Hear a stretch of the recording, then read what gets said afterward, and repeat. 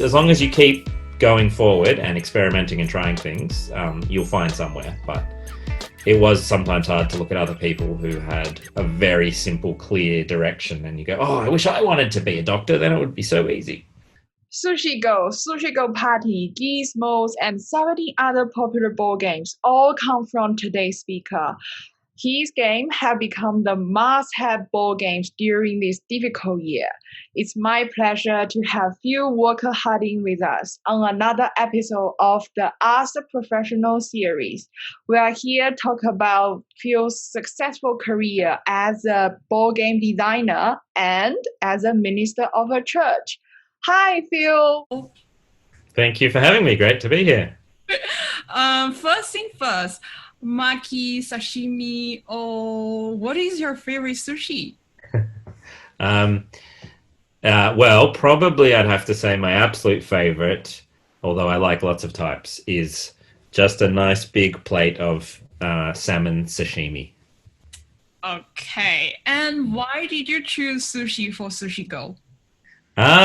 Well, partly just because I love sushi, and I think I was eating it a lot at that time. There was a couple of great restaurants near us that we were visiting, and it was just in my mind. But also, it just suited the mechanism of the game where you're passing cards around the table. It made me think of a sushi train going round and round. So yeah, that's why I went with it. Oh, that's interesting. And in terms of your career as a board game designer, how did you get into this industry? Well, it was a very slow and gradual thing. So it began in 2000 and around 2005 or six. I just started dabbling in my own game designs just as a silly little hobby on the side. And in 2007, I decided to self-publish my first game. And this was a very sort of handmade affair. I only made about 100 copies. It was all locally printed, and I just assembled it myself. And so it was a very kind of humble beginning. I just sort of wanted to get my game out there. And I sold it online and at some little local conventions. And I did that a couple of times with a few games and just slowly built up a little bit of momentum that way. And one of my designs, a larger publisher came across, and they said they wanted to sign it to their publishing house. And so that was like my first step into the professional world.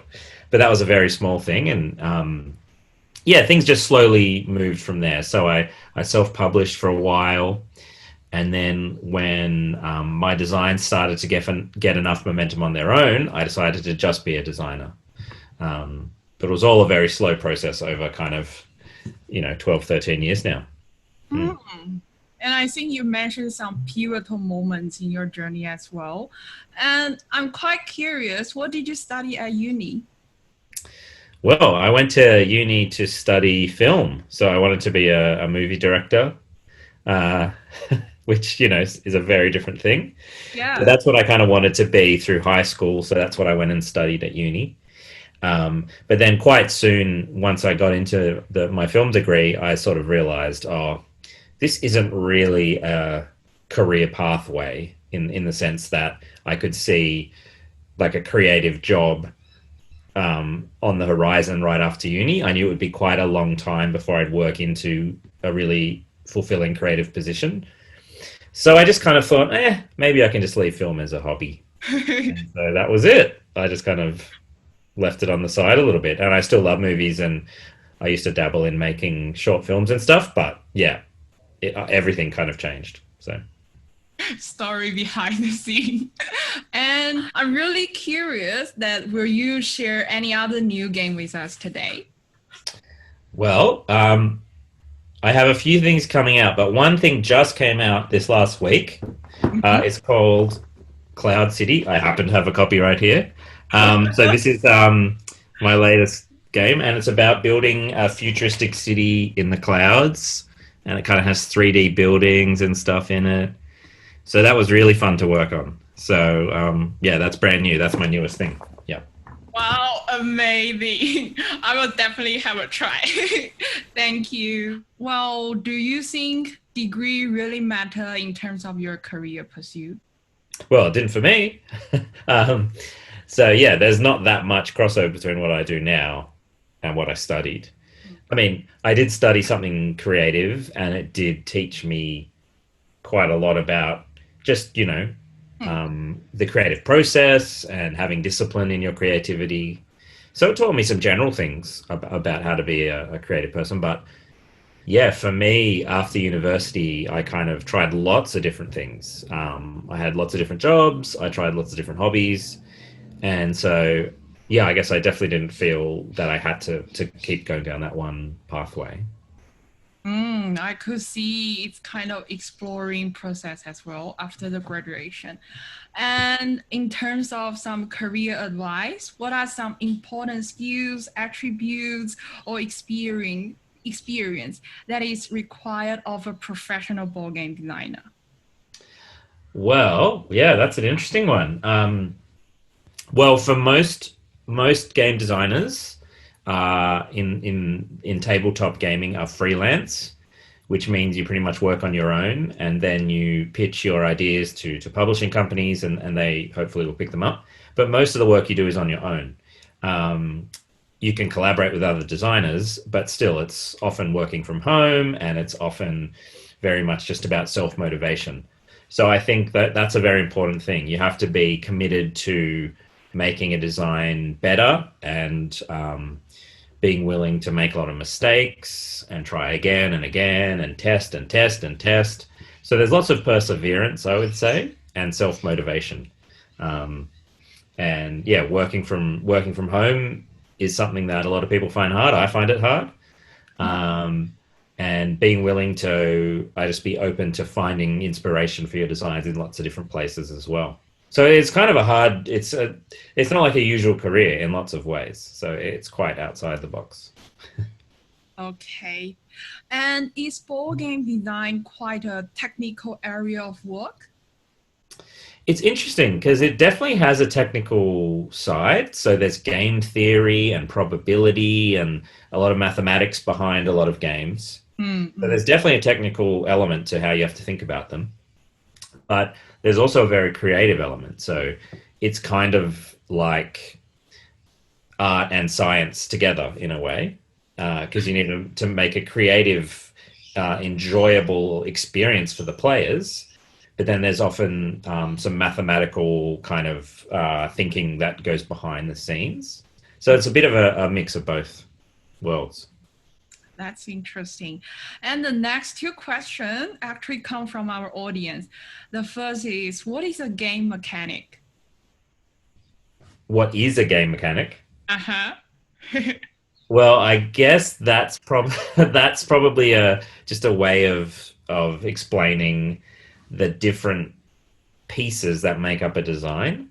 So, like an element of game design, often people call a mechanic, which is interesting. So, for example, in Sushi Go, uh, it's a card game where you each turn you choose a card from your hand, and then you pass your hand around the table. And a lot of people say, well, that's the central mechanic that drives the game, that kind of drafting. So that's one way of like breaking down how a game design fits together. Hmm. Hmm. And the next kind of follow-up question, actually, what is your favorite mechanic in a ball game? What is my favorite? Well, there's a really cool game I like called Race for the Galaxy, which is a card game. And in that game, you're building kind of a little space empire out of cards. Hmm. But the cool thing about it is when you have to pay for something in the game, you don't have money. You have to pay with the same cards that you're building. So each card is both something to build and it's also money at the same time. So these cards have like multiple different uses. And that's really clever because it makes you think about every card you're going to play in lots of different ways. And so it's not hard to understand that, but it opens up all this extra space to strategize. So yeah, that'd be one of my favorites. Yeah. Beautiful. And can you tell me what the process is from design to distribution of a ball game? From design to distribution. Uh, Well, I mean, it's a huge process with lots of different people involved. But from my perspective, it's kind of like, for me, I often start a design just with brainstorming. So I have a notebook that I carry around, and when I first get an idea, I'll just brainstorm, write out ideas, draw pictures of how it might look. That's kind of the very first step for me. Then I make a very simple, basic prototype just out of paper, just to make sure it works, and I'll test it myself just to like see if it even could work. And then if it does, I'll make a nicer version, a nicer prototype, and I'll test it with other people and slowly refine it and make it better and better. And that's sort of how the design process goes on. And then for me, because I work with other publishers, I will pitch my design. So I'll set up a meeting and I'll bring the prototype along and I'll show them how it works and I'll try and get them excited. And if they like the idea, they'll take it and they'll test it for a while. And then we'll sign a contract if they like it. And then publishing kind of is handed over to them. So they will do all the graphic design and artwork. They'll do the game manufacturing. And then once it's manufactured, they'll ship it to a distributor, which is essentially a massive warehouse somewhere. And then that distributor will send it out to game shops. And then you can go buy it. That's usually how it works. Something like that. That's a long process, I would say. And, nowadays we are all talking about networking, these things. Do you think networking is important in your area? Oh, definitely. Yeah. So the board game scene, there's like big conventions that happen every year all around the world in different places. And they're kind of the heart of, I guess, the hobby in terms of networking. So living in Australia, I'm a bit outside of the industry in a lot of ways, but I try and get to an international convention every year. And firstly, just to meet publishers and show them my designs, but also just to meet other designers, to meet publishers, to meet other people in the industry, to get to know them, to maybe build up a relationship that might turn into something more in the future. Yeah, it's definitely important. And like any industry, the relationships you have are really valuable. So once you get to know a publisher well, they might want to keep working with you. Or if you meet a designer and you just hit it off as friends first, maybe that will turn into a working relationship as well. So yeah, it's a big part of it. That's so true. Building the connection with people. And I assume creativity is a really important skills in game design. How did you cultivate this skill and even, continue to sharpen this part? Yeah, I mean, creativity is a hard thing to pin down, it's not a skill in the same way as, being able to work with wood or something is a skill you can practice and get better at in that same way. But you can definitely try and like spark your own creativity. So for me, that often means playing lots of new games. Because every time I play a new game, especially one which is quite popular or lots of people are playing, it often makes me think about game design from a different angle, or it shows me something new that someone else has been considering. And that often just sparks different ideas for me. So I think getting outside your own head and trying to have different experiences in kind of the field you're working in can really help keep you creative and thinking creatively, and also just having other hobbies on the side. So not only thinking about game design 24/7, but doing other things as well. Oh, that's really helpful. And what motivates you to continue to make board games? I think what's exciting about board games to me is the way they bring people together. So around a table, or even during COVID, people have been going online and playing games together with their friends over Zoom and things, which is really cool. So that's really what inspires me to keep making games, because they have that amazing ability.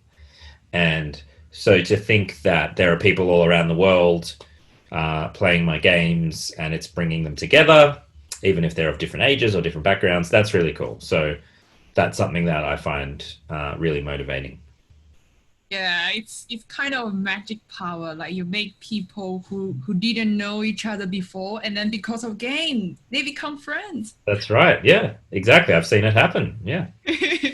Yeah, and I knew you are a minister as well, and are minister better ball game designers? Well, there aren't that many of them that I can think of who do both, so maybe no. Um, well, no, it is a strange combination of things, I guess. I don't know of anyone else who's in exactly the same position as me, so maybe not. Yeah, a lot of board game designers come out of like engineering or programming or the more technical side of things.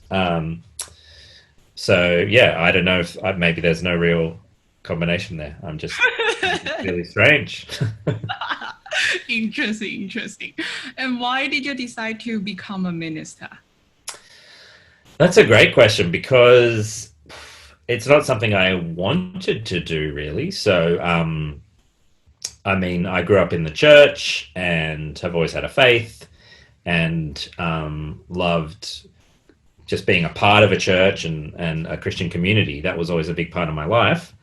But I never really wanted to be, the person running the show up the front. That wasn't something that really interested me. But I guess lots of things changed. Like I did end up going to Bible college to study more about the Bible and theology because that was a fascinating topic to me, and I thought maybe I'll be a Bible teacher or an academic in that world. But that didn't kind of happen either. And anyway, I was going to the current church I go to here, and they just really needed someone. They didn't have anyone to their old minister had moved on, and they didn't really have anyone else. And so I was like, oh, I could do that. And I just kind of filled in because they needed someone, and that's how it happened out of kind of necessity. But it turns out it's a really rewarding and exciting thing to do. So it's kind of like realizing, oh, maybe this is for me, but it's not something I quite expected I would be doing. Hmm. Interesting. And is there any specific attribute is required to become a minister? Well, that wow, um, yeah, that's a great question too. Um, I guess different denominations and church organizations have their own, official requirements. So a lot of them require you to have studied theology somewhere, and they might have other requirements as well. But I would say the biggest requirement is you have to really want to love people. Like you have to be someone who wants to be compassionate and serve others, Mm. and help them in their relationship with God and their relationships with each other. Someone who has a real heart for that. If you're just in it for um, status or money or seeing it as a job, I think that's not a good match because that's not what it's really about at all. It's much more about serving people Mm. and loving people. So that's I'm not saying I'm the best in the world at that, but I think that's what you've got to want to at least try to achieve. Yeah. Mm. And regarding your two roles, what does your day-to-day look like as a minister and a board game designer? Yeah, well, sometimes it gets a bit complicated. So I work from home a lot during the week. Um, so Sunday I'm mostly actually doing church and getting ready for church. And then sort of Monday to Friday is a bit of a mush, like a combination of the two. So I try and have at least a couple of days a week where I just think about game design because that can be helpful if you get on a roll. But I think the reality of freelance job and then a sort of part-time job is they'll bleed over into each other quite a lot. So you have to kind of be pretty good at time management when you have two or three little jobs because they can easily kind of step on each other's toes a bit. Yeah. Yeah. Okay. And your two roles seems quite different. Does your work as a board game designer affect your work as a minister? They are very different, and often they feel like two different worlds. But certainly, like any part of your life, when one part's going well, it affects your mood and it affects how you just feel. It gives you energy, and when Mm. it's going badly, you kind of lose energy. So yeah, so if things are really hard at church or if things are really hard with game design, I just find it often does sort of take the wind out of your sails in the other area. Um, but most of the time, when things are just going okay or going normal, usually they're quite separate. But it is interesting. I do notice how, even though they're very different things, the way they affect me does sometimes come into play a bit. Yeah. Okay, cool. And now let's go back to your career as a board game designer. We talk about mentorship a lot nowadays. Who do you go to for advice for for board game design? Yeah. Well, when I first started, um, no one, because I didn't know anyone else who was doing it or taking it seriously, really. Mm. There are more designers in Australia now, but when I first started, I didn't really even know anyone else. Um, there were lots of gamers, but not many designers. So when I first started, I didn't really have anyone, and that was tough because I kind of had to figure out a lot of things on my own. Um, Certainly, the internet was helpful in the sense that I could uh, connect with the hobby in other countries a little bit online. But in recent years, particularly by going to conventions, I've kind of sought out um, trying to get to know some other designers, particularly who are more experienced than me. Mm. For that reason, just people to ask questions, people to bounce things off, to talk about some of the details of the industry, contracts, and working relationships, and things that you just really need someone who's been around longer to give you advice on. So that's something I've sought out a bit, but it didn't kind of happen naturally. I kind of had to try and really look for that. Yeah. Okay. And do you think it is or could be useful for people just starting out in either career, like for having the mentorship? Sorry, what's the question again? Oh, sorry.